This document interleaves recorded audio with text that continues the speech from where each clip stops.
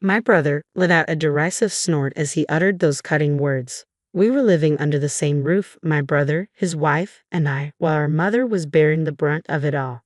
She arrived at our doorstep in a state of utter exhaustion, tears staining her cheeks as she pleaded, "I can't go back there." The image of her distress lingered in my mind, igniting the surge of indignation within me. "What can a loser like you do?" My brother jeered, his words a cruel jab not only at our beloved mother but also at me. Fury pulsed through my veins as I tightened my grip on the phone. "Are you sure you can handle looking after that old hack? Will you take her in?" he taunted, his treatment of our mother reprehensible, his mockery of me equally unbearable. Keeping my composure, I responded evenly, "If you're okay with it, I'll take her in." "My name is Rena. I'm 30 years old, married for 4 years to a kind-hearted husband, blessed with a joyful life and a 2-year-old daughter who brings us endless joy." Glancing at the date on the calendar, I retrieved my smartphone. Today marks my mother's 58th birthday. "Happy birthday, Mom. Are you doing well? Is there anything troubling you?" I texted her, unable to shake off my concern. Her prompt response came, "Thank you for your text. I'm fine, dear. Don't worry. How are you and your family? I pray for your happiness always." Even after reading her reassurance, worry lingered. Currently, my mother resided with my brother and his wife in our childhood home. Our family, once comprised of 4 members, my father, my mother, my older brother, and myself, was marred by my father's authoritarianism and patriarchal beliefs. He was a man of unwavering dominance, his control extending over my mother and me. My maternal grandfather, an employee at a company owned by my paternal grandfather, was powerless to refuse when my mother was chosen as the future wife of the company's heir. Thus, she became the bride of my father under circumstances that resembled coercion more than consent. Although the company eventually collapsed amidst economic turmoil, my father's inheritance left him untouched by financial woes. Despite his idleness, he harbored a deep-seated contempt for women, a belief he passed down to his children. His favoritism toward my brother was palpable, showering him with privileges while belittling me at every turn. "A woman shouldn't be greedy," our father often admonished, his words a mantra of oppression. My brother, steeped in this toxic environment, grew entitled, seeing himself as superior while regarding me as inferior, a mere shadow in his path of self-importance. Growing up in such an oppressive atmosphere was excruciating. Each day, I harbored the fervent desire to escape home as swiftly as possible. Despite my stellar academic performance, my brother, who struggled academically, was granted access to prestigious private schools and universities, a privilege denied to me by our father's archaic beliefs. "Women don't need education, it's a waste," he would disdainfully declare, insisting that I either hasten into marriage or settle for menial labor. I vividly recall the sting of my brother's cruel words, branding me as a failure, a sentiment that left me sobbing in frustration at the sheer injustice of it all. Yet amidst this adversity, my mother remained my unwavering ally. Despite the challenges at home, she covertly arranged for me to attend a boarding school, offering me a glimpse of hope. "Rena, it's all right. You can break free from this place. You'll find happiness," she reassured me before I embarked on my journey to high school. With scholarships and earnings from my own endeavors, I managed to navigate through university, rarely returning home since my high school days. I abstained from attending my brother's wedding and neglected to inform my family of my own marriage. However, I maintained sporadic contact with my mother, cherishing our moments together. It's no exaggeration to assert that I owe my current identity to my mother, an irreplaceable figure in my life. Despite her perceived fragility, she possessed a boundless love for me. Her wish for my happiness echoed in my heart, a sentiment I reciprocated fervently. When news of our father's demise reached me, I opted out of attending his funeral. Yet a startling revelation from my mother unveiled the unexpected turn of events. On his deathbed, our father instructed my brother and his wife to return home and reside with our mother. Since then, they have been sharing the same household, a testament to my mother's enduring kindness and resilience. I yearned to speak up, to voice my concerns, but my mother's gentle assurance silenced my protests. So I held my tongue, maintaining contact with her despite the nagging doubts that plagued me.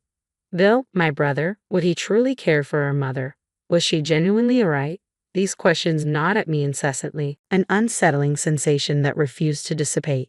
Then, one fateful night, the shuddering of the intercom shattered the silence of our apartment. I rushed to answer, only to find my mother standing there, a shadow of her former self. Dressed in tattered garments despite the chilly autumn air, she appeared frail and trembling. Mom, what happened? Are you all right? I exclaimed, my concern palpable. In a voice barely above a whisper, she apologized for her sudden appearance, tears streaming down her cheeks.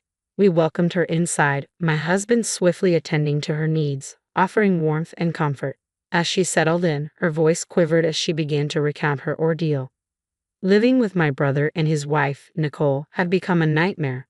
They treated her as a servant, demeaning her with every task left unfulfilled. My brother's verbal abuse cut deep, labeling her as useless and a burden, while Nicole spewed insults and callously sold off her possessions. False rumors tarnished her reputation, painting her as a troublesome mother-in-law. My mother's health deteriorated rapidly under their tyranny, yet she endured silently, concealing her suffering from me. Why didn't you tell me? I lamented, my heart heavy with guilt. Rena, I've burdened you since you were a child, she confessed, her words laden with remorse. I hesitated to add to your burdens. I believed if I could endure it quietly. My mother's voice faltered, trailing off. Then, an email notification chimed, disrupting the heavy atmosphere. It's from Nicole, she murmured, her hands trembling as she read the message aloud. Where are you? The laundry isn't done, and there's no food. Do you want your belongings sold again? The threat sent a shiver down her spine. I'm sorry, Rena. I can't bear to return to that house, she confessed. Her words spurred me into action. Without a word, I retrieved my smartphone and dialed the number my mother had given me. My brother's gruff voice answered, demanding, Who's this? It's Rena. Mom's with me, I replied evenly. Oh, it's you, he retorted dismissively. That old hag left without finishing her chores, huh? Tell her to come back immediately. It seems you've been mistreating Mom, I interjected, my voice quivering with anger. I've heard everything. My brother's response was a contemptuous snort. Ha, what about it? What can a dimwit like you do? He scoffed. You've worked Mom to the point of illness, and you think that's acceptable. I won't allow her to stay with you any longer. Think you can afford to support that old hag? He sneered. She's been a housewife all her life, incapable of anything and penniless. Are you planning to take her in? No more old hag talk. She was more than just a housekeeper, I retorted, my voice laced with fury. From the background, a voice, unmistakably Nicole's, chimed in. They've been treating my dear mother so poorly, even mocking me. I can't tolerate it, she declared. The surge of rage towards my brother and his wife intensified, my grip on the phone tightening with resolve. I understand, brother. If that's your decision, then I'll take Mom in, I said calmly, despite the turmoil raging within me. Well, if you're taking her, that's fine by me. It'll free up some space in the house. And I'll be relieved, he responded dismissively. Understood. Mom will be living with me from now on, so there's no need to contact us anymore, I declared before ending the call. Rena, I'll make sure to take good care of your mother too, my husband reassured me, gently taking my hand. Our daughter, sensing the shift in mood, happily climbed onto my mother's lap, calling her grandma. My mother hugged her tightly, tears of gratitude streaming down her cheeks. 6 months later, the incessant ringing of the doorbell shattered the tranquility of our home. Peering out, I saw my brother, his face contorted with anger, accompanied by his wife, Nicole, who wore an ostentatious outfit that clashed with her sour expression. What do you want? How did you find out where we live? I demanded, taken aback by their sudden appearance. We looked it up. Just open up, there's something we need to discuss, my brother insisted. With my husband and mother at my side, I ushered our daughter into another room, preparing to confront them alone. Upon entering, my brother wasted no time in accusing, What's this about our house being sold? Yes, we received the message. My company bought your house, I responded calmly, bracing myself for his reaction. Your company? What are you talking about? He sputtered in disbelief. I'm the head of a reputable real estate company in the area. It's my company, and by the way, doesn't the company you work for subcontract to us? I countered, watching as realization dawned on his face. That's absurd. You, a dropout and a failure, running a real estate company? It's impossible, he exclaimed, his voice tinged with disbelief and indignation. If you're skeptical, feel free to make a call to verify. But please, don't cause any inconvenience to the company, I urged, maintaining my composure despite the tension in the room. I promptly presented him with my business card, and as his eyes fell upon it, my brother fell silent, his face flushing crimson with a mixture of surprise and embarrassment. It was undeniable. After graduating from university, I had diligently carved out a successful career path. Initially hired by a prominent real estate firm, I eventually ascended to the position of executive in a newly established company. As a matter of fact, I continued, maintaining a measured tone. I met my husband through work, and we've since married. He happens to be a landowner, so you might say we're quite well off. There's no basis for you to label me a dropout or a failure. Supporting Mom financially would hardly pose a challenge for us. My brother, wide-eyed and visibly agitated, remained silent, while his wife's expression shifted from disbelief to shock. Damn it, okay. What about our family home? What do you mean, you sold it? My brother erupted, his voice bordering on hysteria. Finally breaking her silence, my mother spoke up, her tone firm but composed. You may not have been aware, but after your father's passing, the house and land were legally transferred into my name. Consequently, I made the decision to sell both to Rena's company. It's time for you to vacate the premises. What? What are you talking about, old woman? My brother spluttered in disbelief. Wait, didn't you say, as the eldest son, the house was rightfully yours? Caught off guard, my brother and his wife exchanged panicked glances, their expressions betraying a mix of confusion and alarm. What's wrong with me selling something that's rightfully mine? My mother retorted, her voice unwavering. Sorry to shatter your illusions, but I've liberated myself from your control. I won't live as you dictate anymore, my mother declared resolutely, her voice carrying a newfound strength. In response, my brother erupted in a fit of rage. What the hell are you talking about, you worthless old hack? He bellowed, his wife echoing his sentiments. You've never worked a day in your life, just leeching off others.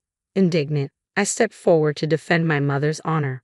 What are you talking about? Mom works hard. She's the manager of an apartment building owned by my husband and me. She's diligent, keeps the place immaculate, and is adored by the residents. And she gets paid for it too, I asserted firmly. My brother, who had been standing defiantly until then, fell silent, his shoulders slumping as he sank into a nearby chair. I could see the defeat etched on his face. Nicole leaned in to whisper something in his ear, a futile attempt to salvage the situation. Knowing my brother's prideful nature, I could sense the sting of defeat and rejection weighing heavily on him. If there's nothing else, you can leave now. I don't want to be involved with you, I declared firmly, unwilling to entertain any further drama. Suddenly, my brother's demeanor shifted. His previous rage gave way to a fawning grin. All right, but listen, you're rich now, right? Could you spare some cash? I recently lost my job and I'm having money troubles, he pleaded shamelessly. I was taken aback by his audacity. Before I could respond, he continued, Hey, Mom could give money to me too, right? You got money from selling the house. Just think of it as helping out your adorable son. Just as I was about to intervene, my mother's voice cut through the tension. Enough already.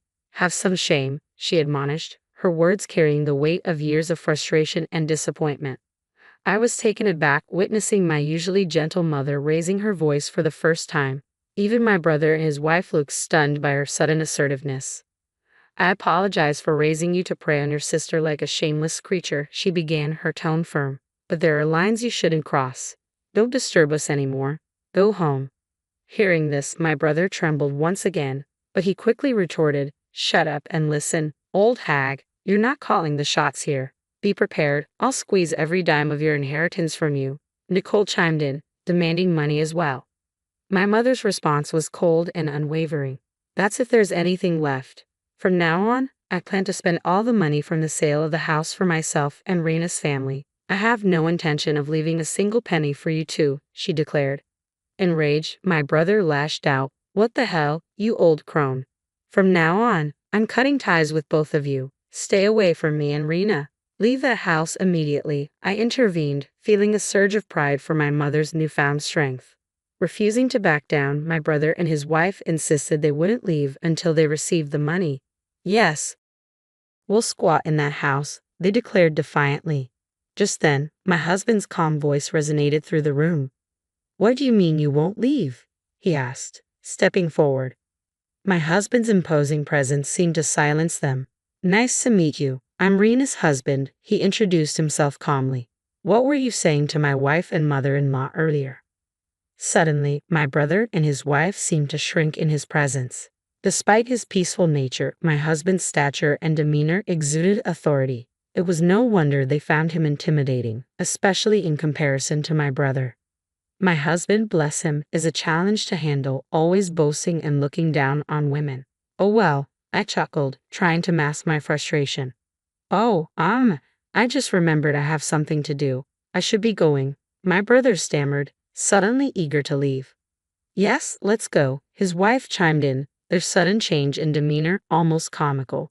Suppressing a laugh, I watched them make their hasty retreat. In the quiet aftermath, my husband gently touched my shoulder. You did well? You must be tired, he said, offering silent support. My mother appeared, holding our daughter, her face radiant. We embraced wordlessly, basking in the warmth of our bond. Fast forward 1 year, and our harmonious relationship continued to thrive. My mother, now lively and healthy, remained dedicated to her job as a building superintendent. Gone was the worn-out figure from that fateful night. In her place stood a pillar of strength. She adored and cared for our daughter, a tremendous help to me. Of course, our daughter adored her grandmother just as much, often clinging to her with affection. Observing their bond filled my husband and me with immense happiness. As for my brother, well, believe it or not, he got divorced shortly after the incident. He lost his house and his fortune, and after revealing his pathetic state to my husband, Nicole quickly abandoned him. Currently, she's on the hunt for a new husband, but her nasty nature and money-hungry motives seem to be hindering her search. My brother now lives alone in a rundown apartment, struggling with part-time jobs. Frankly, I have no intention of helping him. He brought this upon himself. My mother and I have decided to distance ourselves from him completely. By the way, we're planning to build a spacious two-family home soon. While we could continue living in the condo my husband owns, my mother pointed out that it would soon feel cramped as our daughter grows. Let's use all the money from selling the house, she suggested eagerly. Grateful for her enthusiasm, we accepted her proposal, looking forward to a future filled with happiness in our new home.